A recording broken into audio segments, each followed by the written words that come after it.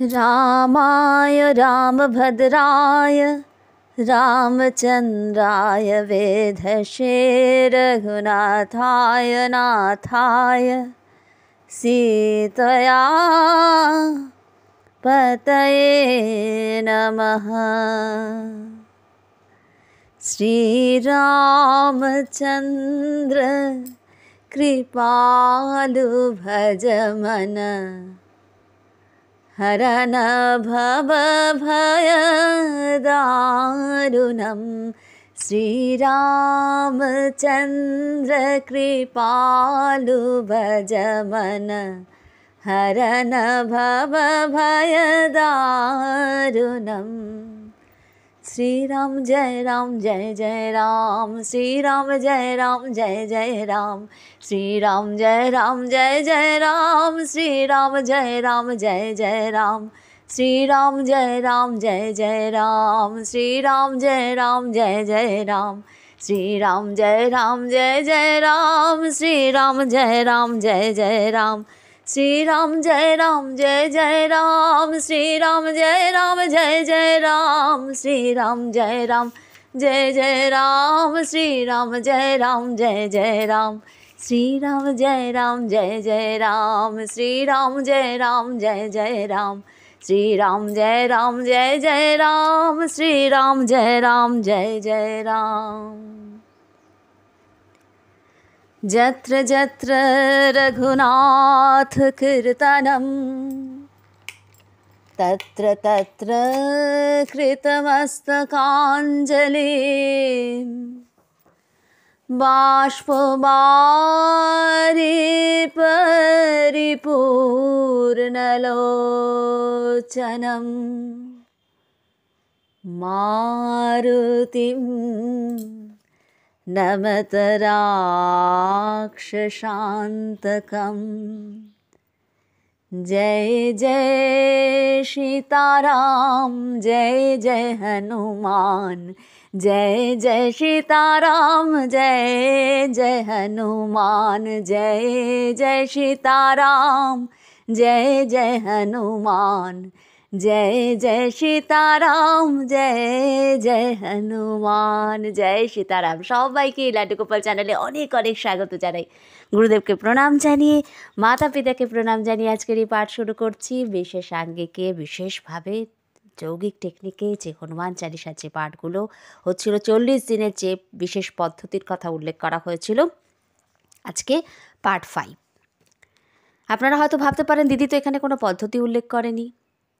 ভালো করে যদি পাঠগুলো শোনেন তাহলে দেখবেন একদম শুরুর দিকে হনুমান চালিসা ফার্স্ট পার্টে বলা আছে করার আগে কি করতে হবে। তুলসীদাসজি চৌপাই 40টা রয়েছে কিন্তু তার আগে দোহা দিয়েছেন। সেখানে বলে দিয়েছেন হনুমান চালিসা করার আগে ফিল্টারিং করার কথা, পরিষ্কার করার কথা।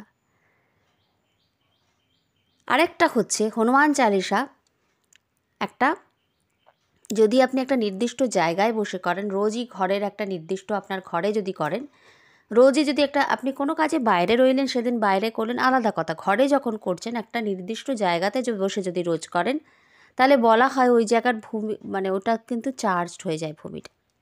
এবং অবশ্যই আসন পেতে করবেন, আসন পেতে বসে করবেন। আসনটা একটু খুব পাতলা জ্যালজ্যালে কোনো আসন নেবেন না। আর একটা হচ্ছে প্রদীপ প্রজ্বলিত করে যদি করতে পারেন ভালো হয়। ধূপ বাঁশের কাঠি ইউজ করা হয়, সেই জাতীয় ধূপগুলোকে অনেকে বলেন অ্যাভয়েড করতে। তো যদি সেটা সম্ভব হয় ছোট ছোট নরম পাকের যে গিলা ধূপ বলে যেগুলোকে, ওরকম কোনো কিছু বলা হয়, শ্রীগুরুদেব বলতেন যে একটা অগ্নি সংযোগ করে বসতে পারলে বা অগ্নি সাক্ষী রেখে বসতে পারলে ভালো হয়। এবং যদি প্রদীপ প্রজ্বলন করে বসেন তাহলে সেটা আরও ভালো হয়। প্রদীপ জ্বালবারও কিছু বিশেষ টেকনিক আছে কিন্তু সেগুলোতে এখানে ভিডিওর মাধ্যমে বলাটা সম্ভব নয়, ভিডিওর মাধ্যমে দেখিয়ে দেওয়াটাও সম্ভব নয়, কেননা এটা একটু ভুল হলে অন্যরকম হয়ে যায়। তার থেকে আপনারা নর্মালি যেরকমভাবে বাড়িতে প্রদীপ জ্বেলে থাকেন সেরকমভাবেই করবেন। তবে প্রদীপটাকে জ্বেলে অনেকে আবার পরে নিভিয়ে দেয়, যে ভাবেন যে তেলটা বেশি হয়তো লেগে গেল, আমি পরের দিন ব্যবস্থা করতে হবে। তাই যতটুকু আপনি অ্যাফোর্ড করতে পারবেন ততটুকু তেল বা ততটুকু ঘি প্রদীপে দেবেন। এই ক্ষেত্রে তিলের তেলটা বেশি শুভ বলে মানা হয় এবং ঘিয়ের প্রদীপ জ্বালতে পারলে তো কোনো কথাই নেই, সব থেকে ভালো হয়।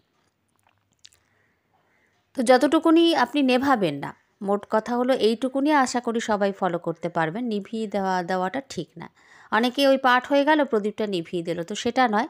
যতটুকুনি আপনি মানে সম্ভব হবে অ্যাফোর্ড করা, ততটাই তেল অথবা ততটাই ঘি প্রদীপের মধ্যে দিয়ে আপনি পাঠ শুরু করতে পারেন। কিন্তু তার আগে প্রভু শ্রী রামচন্দ্রের কোনো পাঠ আপনি করে নিতে পারেন, তাকে প্রণাম জানিয়ে নিতে পারেন। রামায় রামভদ্রায় রামচন্দ্রায় বেধসে রঘুনাথায় নাথায় সীতয়া পতয়ে নমঃ, বা শ্রীরাম জয় রাম জয় জয় রাম, বা রাম রাম রাম রাম, যেটা আপনার খুশি। আমরা হনুমান চালিসা অনেক বছর ধরে অনেকে করি, কিন্তু ঠিকঠাক সেইভাবে হয়তো ফল পাচ্ছি না। কায় মনোবাক্যে করার কথা বলা হয় না? কায় মন আর বাক্য, তিনটে জিনিস। তিনটে যদি কমপ্লিট হয় তাহলে সেটা ঠিকঠাক মতন করা হয়। না হলে আমাদের শরীর করছে হনুমান চালিসা, শব্দ উচ্চারণ করছে, মন অন্য কথা বলছে, মনেরও তো একটা শব্দ হয়, মনের ভেতরে অন্য কথা চলছে, ফলে তো শরীরের মধ্যে অন্য একটা কিছু উৎপন্ন হচ্ছে, অন্য একটা রস উৎপন্ন হচ্ছে। এক একটা সময়ে আমাদের শরীরে এক একটা তত্ত্ব অ্যাক্টিভ থাকে, সেগুলো হয়তো আমাদের যাদের অভ্যাস নেই তারা আমরা বুঝতে পারবো না। যারা ভালো করে ক্লাস করছেন তাদের মধ্যে অনেকে একটু একটু করে বুঝতে পারছেন যে কোন তত্ত্ব কার চলছে। নিজেদেরটা, অন্যেরটা বোঝাটা আরও অনেক অভ্যাসের দরকার হয়। এক একটা তত্ত্ব অ্যাক্টিভ থাকলে এক এক রকমের আমাদের মনে বিচার আসে, এক একটা জিনিস খেতে ইচ্ছে হয়, এক একটা জিনিস পছন্দ হয়, এক একটা সিচুয়েশন অ্যারাইজ করে, শরীরের মধ্যে এক এক রকমের হয়, তত্ত্বের মধ্যে যদি ভারসাম্য নষ্ট হয়ে যায় তখন। তো সেগুলো তো পরের কথা। যতটুকুনি আমার হাতে আছে আমি তো অতটুকুনি না করব, সব কিছু তো আমার হাতে নেই। তো যারা ক্লাস করছেন তাদের কথা আলাদা, তাদেরকে আমরা বিশেষ টেকনিক যেগুলো আছে সেগুলোকে আমরা চেষ্টা করছি বলে দেওয়ার, দেখিয়ে দেওয়ার, যে কীভাবে বিশেষ টেকনিকে আপনারা হনুমান চালিসা করবেন। হনুমান চালিসার মাধ্যমে আজকের ভাষায় বলতে গেলে মেডিটেশন যে শব্দটা বলা হয়, কিভাবে করা যায়। আমি আবারও বললাম আজকের ভাষায়, যেটা বললে আপনারা বুঝবেন, আপনাদের বুঝতে সুবিধা হবে। তো দিনের পর দিন আমরা করে যাচ্ছি, কিন্তু ফল সেরকমভাবে আমরা পাচ্ছি না। ওই হচ্ছে একটু আধটু, সেরকম কিছু বুঝতে পারছি না, বা সেরকম হনুমান চালিসা পাঠ করে উঠলাম, মনের মধ্যে এত বিষাদ, আনন্দ নেই। শরীর করছে, মন অন্য কথা ভাবছে, তখন মনের মধ্যে অন্য কিছু কনস্ট্যান্ট শব্দ আমরা বলে যাচ্ছি, সেটা মনের ভাষায়। তিনটে যদি এক হয়ে যায় আমরা নিজেরাই বুঝতে পারবো কতটা আমরা আনন্দ পাবো। এই আনন্দটা, এই প্রশান্তিটা অনেক কিছুকে ইন্ডিকেট করে। আজকে আমরা হেডিংয়ে দিয়েছি না যে কিভাবে আমরা বুঝবো যে কোনো কাজ আমার হবে কি কোনো কাজ আমার হবে না। আচ্ছা, গোস্বামী তুলসীদাসজির যদি আমরা শ্রীরামচরিতমানস পাঠ করি, সুন্দরকাণ্ডে গেলে দেখব, जब लगी आबऊ सित ही देखी होई ही काजू मोहि हर्ष विशेषी। जब लगी आबऊ सित ही देखी होई ही काजू मोहि हर्ष विशेषी। यह कही नाई सब नहीं कहु माथा चलेउ हर्षि हियो धरी रघुनाथा। हियो धरी रघुनाथा कोथाय धरছেন? হৃদয়ে। কার্যসিদ্ধি অবশ্যম্ভাবী। হই কাজু মোহি হর্ষি বিশেষী, হবেই। কেন না, কে বলছেন? হনুমানজি স্বয়ং বলছেন, আমার মন প্রফুল্লিত হচ্ছে। বুঝবো কোথা থেকে যে কাজটা সিদ্ধ হবে? আমাদের মনের মধ্যে খচখচানি চলছে, একটা যেন বারবার এটা আসছে, বারবার একটা ভাল লাগছে না, ভাল লাগছে না। কোনো একটা কাজ করতে যাচ্ছি, মন থেকে ঠিকই হচ্ছে না, মনের মধ্যে একটা প্রফুল্লতা আসছে, তখন জানতে হবে যে না, এটা কাজটা কিন্তু হবেই। কেননা আমার মন আনন্দিত হচ্ছে, মনের মধ্যে একটা আনন্দ আসছে, মনটা একটা যেন ফ্রেশ লাগছে। তো বুঝতে হবে কার্য সিদ্ধি অবশ্যম্ভাবী। তখন হনুমানজি সকলকে প্রণাম করে শ্রী রঘুনাথকে কোথায়? অন্তরে ধারণ করে প্রসন্ন চিত্তে যাত্রা শুরু করলে। যে কোনো কাজ করতে যাওয়ার আগে মনে খিচখিচানি থাকলে সেই কাজ না করাই ভালো। কিভাবে যাত্রা করছেন? প্রসন্ন চিত্তে। প্রসন্ন আমাদের মন কখন হয় আমরা নিজেরাই জানি না কখন হয়। আমরা নিজেদের এত বেশি চাওয়া পাওয়া আমাদের মধ্যে অনেকের, আমরা কিন্তু অল্পেতে সন্তুষ্ট যখন যত আমরা হতে পারবো, যত আমাদের এক্সপেকটেশনগুলো কমবে, চাওয়া পাওয়া যত আমাদের অন্যের প্রতি এইটা একটু কমতে থাকবে আস্তে আস্তে, একদিনেই তো কারুর হয় না, সময় লাগে, তো তত আমাদের মধ্যে আমাদের একটা প্রসন্নতা আসবে। প্রসন্ন চিত্তে তিনি যাত্রা শুরু করলেন। কোথায়? শ্রী রঘুনাথকে অন্তরে ধারণ করে। এবং সবসময় বলছেন শ্রীরাম কাজ, কখনো নিজের কাজ বলছেন না। তাহলে আমরা কত দূর ছিলাম? আমাদের হয়েছিল পাঠ যত দূর, তারপর থেকে আজকে যে কুমতি নিবার, আমাদের এই অবধি হয়েছিল রামদূত यतलित बल धामा अंजनी पुत्र पवन सुत नामा, এই অবধি হয়েছিল। মহাবীর বিক্রম বজরঙ্গী কুমতি নিবার সুমতি কে সঙ্গী। মহাবীর, যে নিজের সঙ্গে যুদ্ধ করছে, যুদ্ধ করে জয়লাভ করছে, যিনি নিজের সাথে যুদ্ধ করে, অন্যের সাথে নয়। অন্যের সাথে যুদ্ধ করছেন বীর, নিজের সাথে যুদ্ধ করে জয়লাভ করছেন মহাবীর। যিনি অন্যকে পরাজিত করছেন তিনি বীর, আর যিনি নিজের ভেতরে কাম ক্রোধ লোভ মোহ ভেতরে যা যা অসুর আছে সেগুলোকে পরাজিত করছেন তিনি মহাবীর। যিনি অজেয়, যে যোদ্ধা, তাকে মহাবীর বলা হয়। যার শক্তি এবং পুরুষার্থের সামনে কেউ টিকতে পারে না, তাকে মহাবীর বলা হয়। যিনি ইন্দ্রিয় ছাড়াও মন এবং বুদ্ধির ওপরেও কর্তৃত্ব করেন, তাকেও মহাবীর বলা হয়।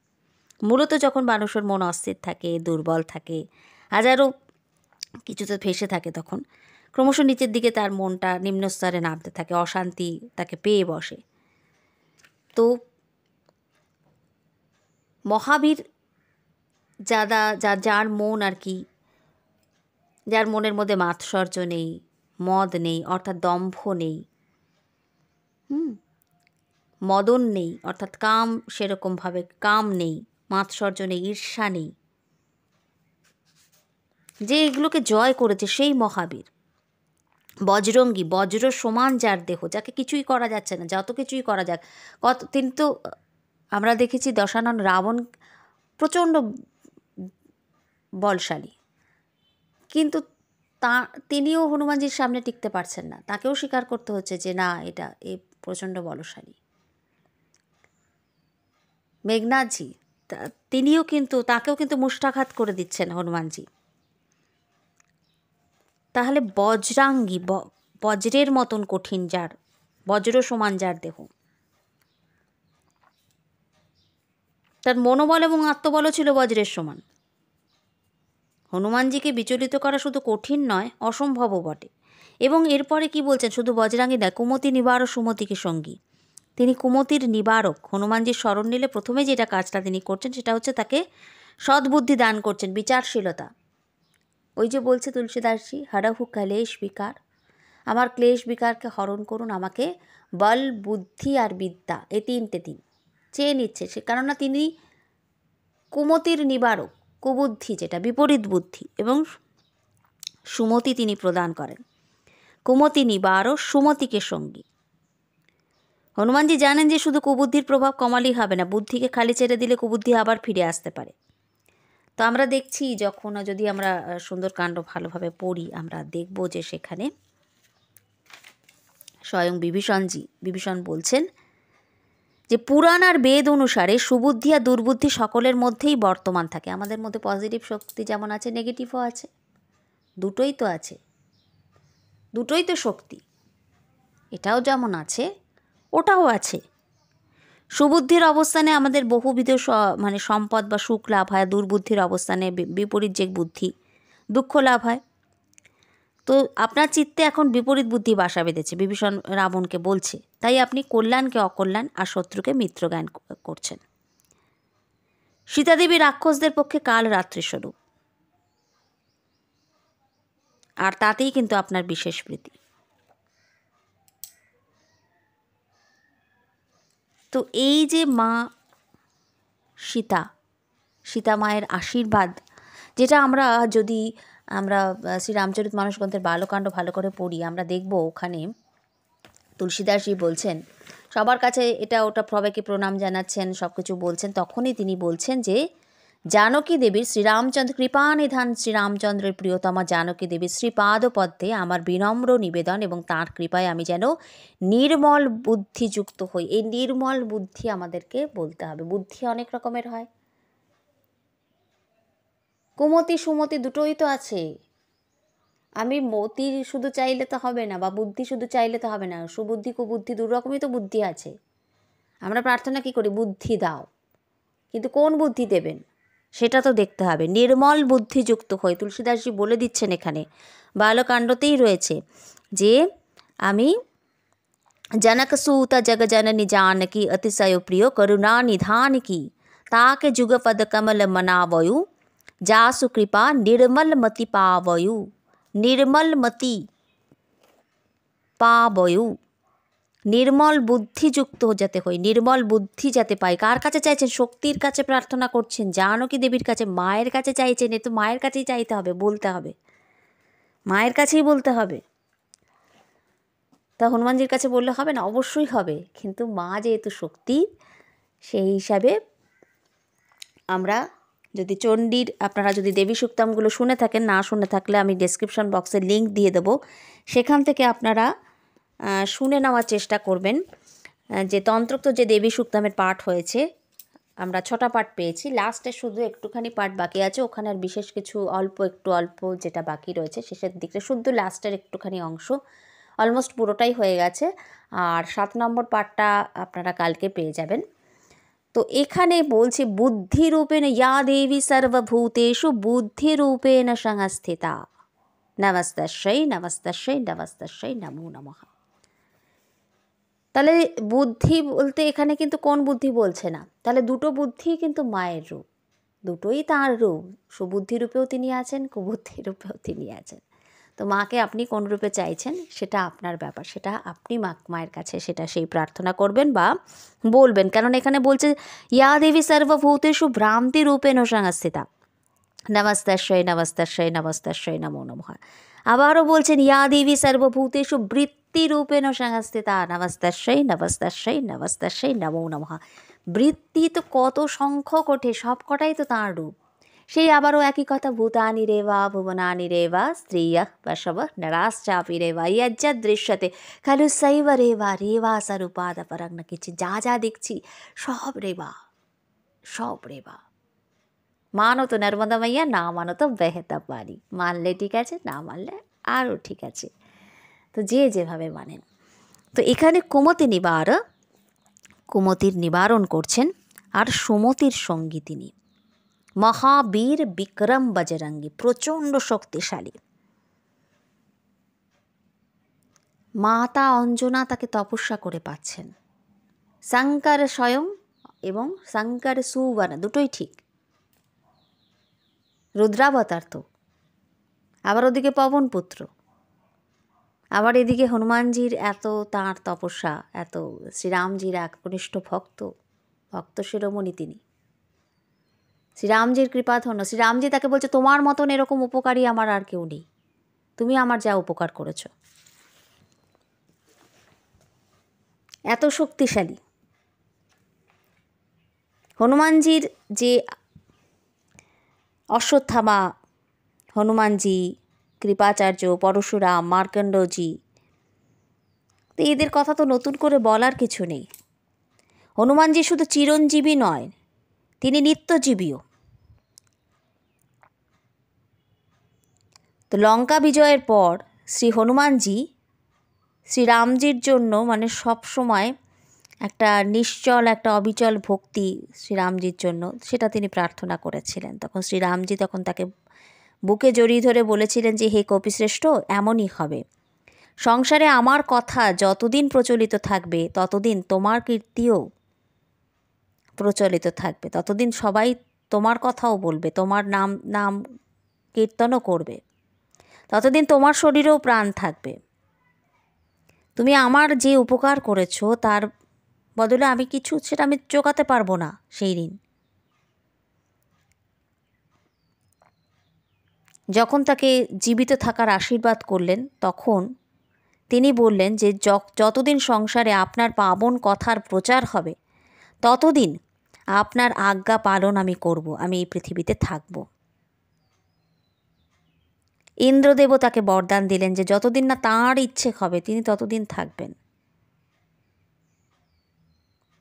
একবার সীতাজি তাকে একটা রত্ন আভূষিত হার দিয়েছিলেন। তো হনুমানজি শ্রীরামজির সামনে হাত জোর করে তখন দাঁড়িয়েছিলেন।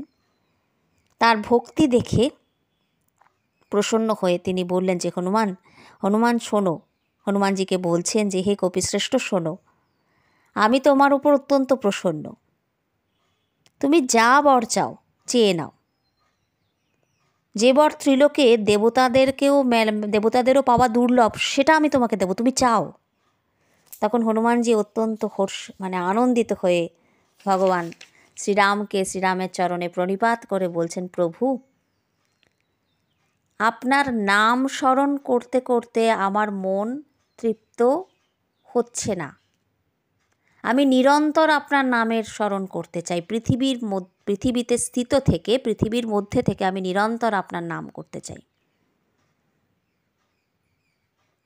যতদিন সংসারে আপনার নাম স্থিত থাকবে ততদিন আমার শরীরও যেন বিরাজমান থাকে, আমি ততদিন অবধি। ওই জন্যই তো বলছে, যত্র যত্র রঘুনাথ কীর্তনম তত্র তত্র কৃতমস্তকাঞ্জলিম বাষ্প বাড়ি পরিপূর্ণ লোচনম মারুতিম নমত রাক্ষসান্তকম। এইটা হনুমানজি কেবল চিরঞ্জীবী নয়, তিনি নিত্যজীবী, ইচ্ছা মৃত্যুর বরপ্রাপ্ত। যেখানে যেখানে শ্রীরাম কথায় সেখানে সেখানে তিনি কৃপা করে উপস্থিত হন এবং সবসময় পেছনে যারা করে শ্রীরামজির আরাধনা বা শ্রীরামজির নাম, তিনি তাদের পেছনে থেকে সবসময় তাদেরকে আশীর্বাদ করেন, সবসময় তাদেরকে এগিয়ে নিয়ে যাওয়ার চেষ্টা করেন। এবং আমরা বলি হনুমান চালিসা করছি, হচ্ছে তো না, কিন্তু কিভাবে করছি? জয় হনুমান জ্ঞান গুণ সাগর জয় কপিসতি লোক উজাগর বলছি, মনে মনে অন্য কথা চিন্তা করছি যে আচ্ছা আজকে অফিসে যেতে হবে, আজকে এই প্রজেক্টটা জমা করতে হবে, আজকে এই অ্যাসাইনমেন্টটা কমপ্লিট করতে হবে, কি আমার এই রান্না করা বাকি আছে, এখন ওই বলবে, সে তাই বলে গেছে, সেটা আমাকে রেডি করতে হবে। মনে এটা চলছে, মুখে শব্দ উচ্চারণ করছি। উচ্চারণ যখন করছি তার অল্প প্রভাব তো পড়বেই, অল্প বিস্তার পড়বে, কিন্তু ব্যাপারটা হচ্ছে কায় মনোবাক্যে বলা। যেটুকুনি আমরা ওইভাবে উচ্চারণ করছি সেটাকে বলা হয় বৈখরি বাক। শুধু সেটা আমরা উচ্চারণ করছি, শরীর দিয়ে উচ্চারণ করছি। এটা সবার লাস্টে একটা কোনো কিছুতে পড়া, পশ্যন্তি, মধ্যমা, বৈখরি, এই যে চারটে অবস্থা বাক্যের। পশ্যন্তি হচ্ছে সেই যে রসটা তৈরি হচ্ছে, কোনো কিছু করছেন আপনি বা ভাবছেন বা দেখলেন, ইনস্ট্যান্ট যে একটা ভেতরে একটা যে অনুভব, সেটার থেকে যে একটা ভেতরে যে রস উৎপন্ন হচ্ছে, তারপর আপনার মনের মধ্যে বিচার আসছে, মনের মধ্যে কথা বলি না আমরা, মনের মধ্যে অনেক কিছু বলতে থাকি শব্দ, সেটা বাইরে থেকে হয়তো শোনা যাচ্ছে না, বা যারা বুঝতে পারে, মনের কথা পড়তে পারে, তারা ধরে নেবে যে ওর এই বিচারগুলো ভেতরে চলছে বা এই শব্দগুলো ও বলছে।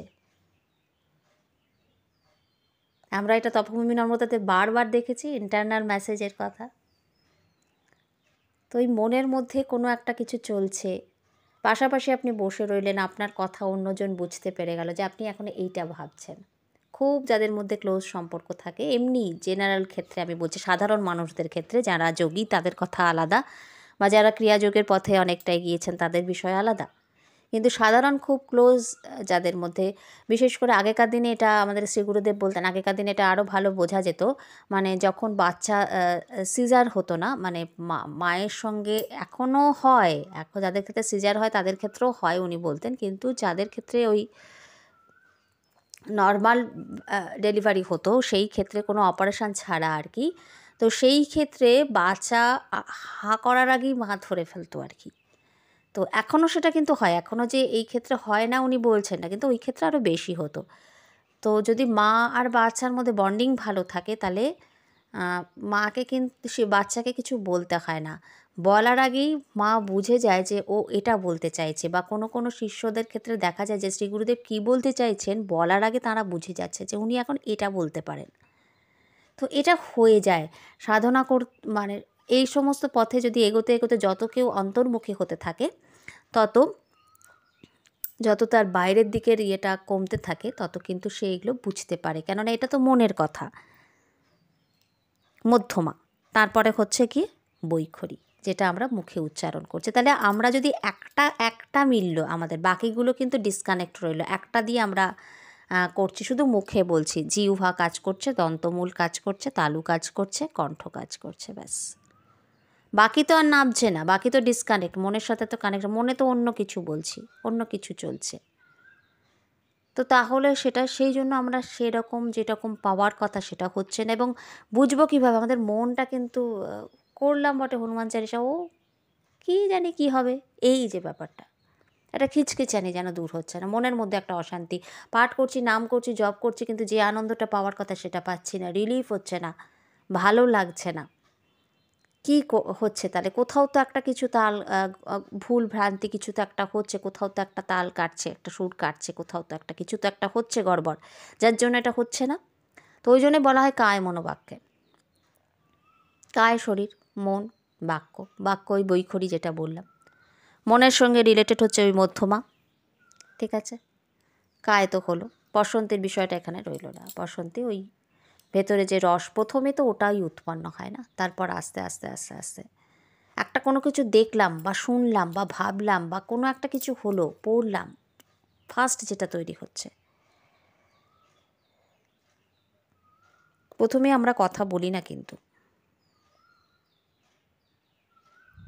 তাহলে এটার 4টে ভাগ রয়েছে, পড়া, বসন্তী, মধ্যমা, বৈখরি। যদিও এটা নিয়ে এখন এটা আলোচনার বিষয় নয়, একটুখানি বোঝানোর জন্য যতটুকুনি আমার মনে হলো, ভুলভ্রান্তি কিছু হয়ে থাকলে আপনারা আমাকে ক্ষমা করে দেবেন। আমি যতটুকুনি আমার নিজের মনে হলো আমি ততটুকুনি বললাম, এবং এই ক্ষেত্রে এটা খুব প্রাসঙ্গিক।